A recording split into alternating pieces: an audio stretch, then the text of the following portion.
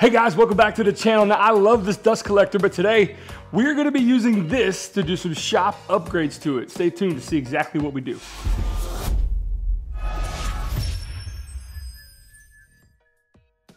Okay, so why am I doing this upgrade? This is a centrifugal separator. Now it's made by Jet. I'll link it down below. It basically separates the heavy particles from the really fine stuff. The fine stuff is gonna come out of this. The heavy particles are gonna vortex themselves down into a canister. Now, this fitting does not exist. At least I couldn't find one. So I'm gonna have to retrofit or make something. Actually, you see the results of what I've made already. I haven't put it together yet. I'm gonna show you that process now. Hopefully I'm able to funnel something down to a hose and then down to a canister. The reason being this change is happening is because this bag, well, I have to empty it a ton right now with this machine. So with this, I can separate the heavy stuff into a big 44-gallon trash bin that's really easy to manage. And then maybe once a year or so, I can empty out the fine stuff from the bag. So that's why we're doing it. Let's get to it.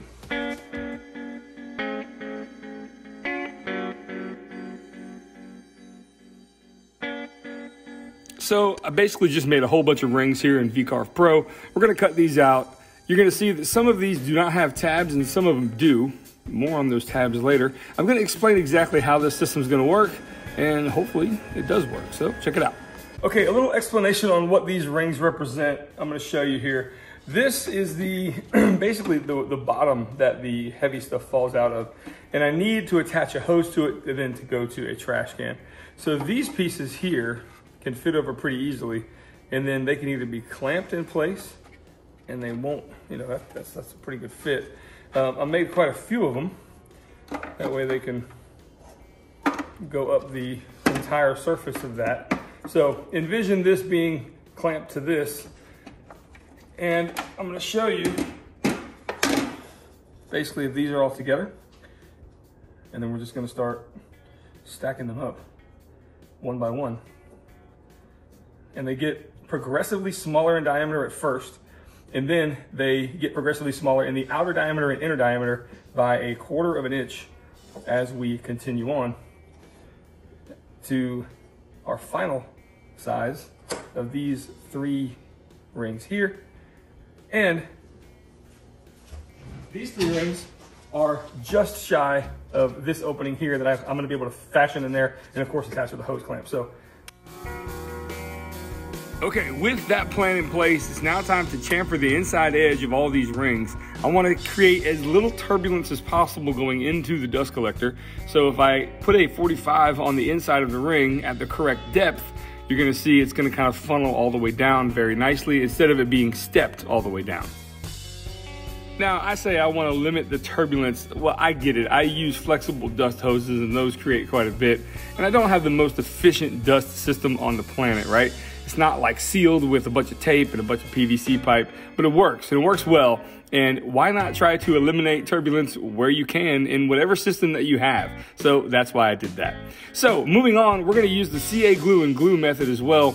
I'm gonna go ahead and attach all these rings together with those tabs sticking out. And again, this system is gonna be one where I can clamp this in place and hold it, and I think it's gonna work pretty well, but I need to really kind of finish up those edges just a little bit. You can see there, raw plywood edges are great, but I don't think there's much strength in case I need to actually screw pieces into them. So I'm taking some pieces of little veneered walnut that I have lying around, and I'm gonna put those on there. Actually, it's not really veneer, it's kind of thicker than that.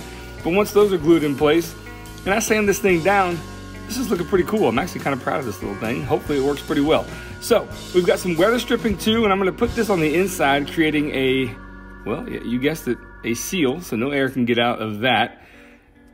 And now moving on to go ahead and building the entire piece. We're gonna go ahead and use a pin nailer and some glue, tacking everything in place all the way up from smallest diameter to largest.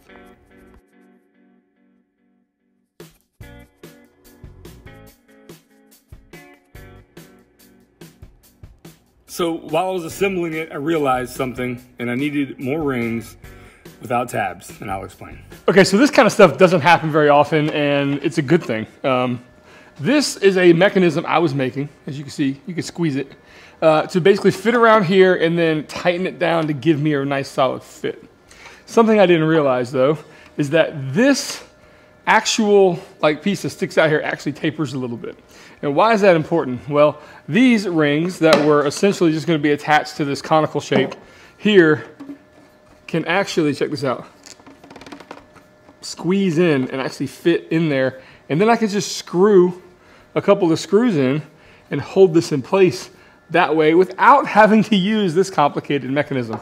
Actually, it's not that complex, but goodness. So I went back over and I cut a few more of these out, a few more rings, and I'm gonna attach them here so they stick up past the actual piece of acrylic. And then we're gonna have a nice snug fit without the use of something that I thought I was pretty proud of.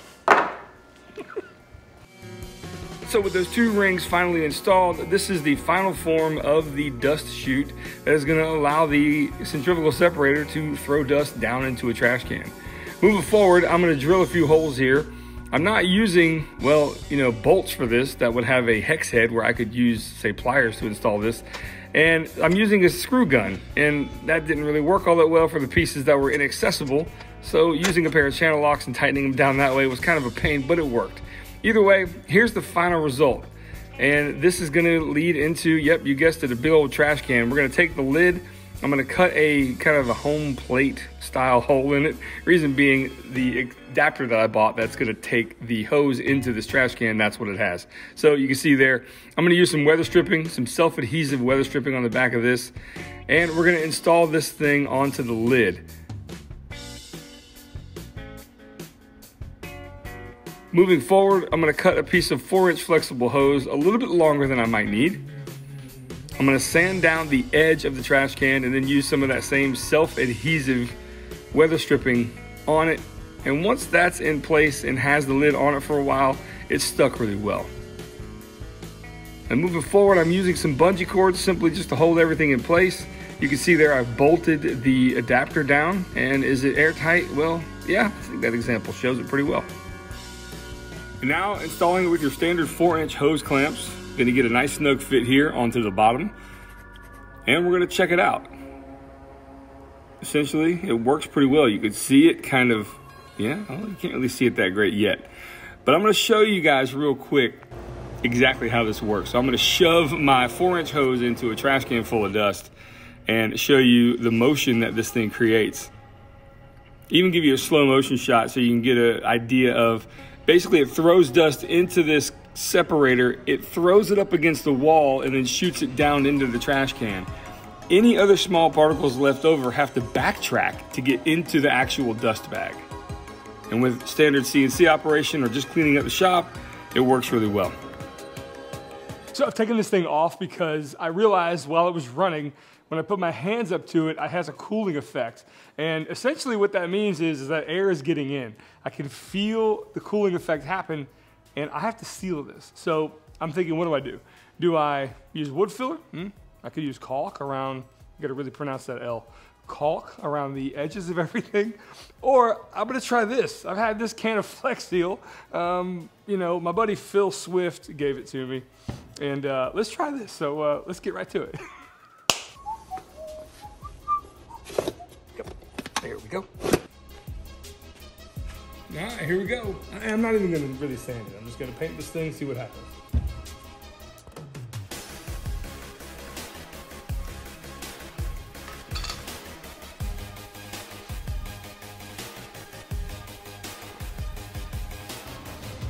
It smells like when you walk into Harbor Freight. I don't know how to describe that. That's the best I got.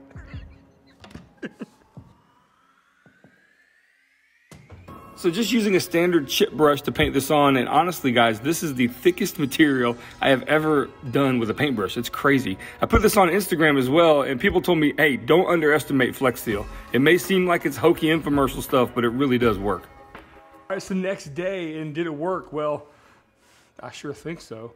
It feels like a layer of plastic has just been wrapped around this thing. I'm gonna install it now and see if I can still feel any type of coolness or wind flow. Probably not, but let's go ahead and install it. So a brief overview of how this is gonna work. I'm gonna extend the hoses back towards the machines, and then I'm gonna install the new centrifugal separator. You see, I've got kind of a dual hook there that's gonna be the support that it's gonna rest on. And once I install the 4-inch hose to the trash can, we're gonna get that installed pretty easily. And I was real pleasantly surprised how easily the hose went back on, even with the Flex Seal on there. We're gonna put this thing back in place, and everything's gonna be supported by a French cleated mount you're gonna see there, just to kind of give you an idea of how I got it all set up. Now, let's test it.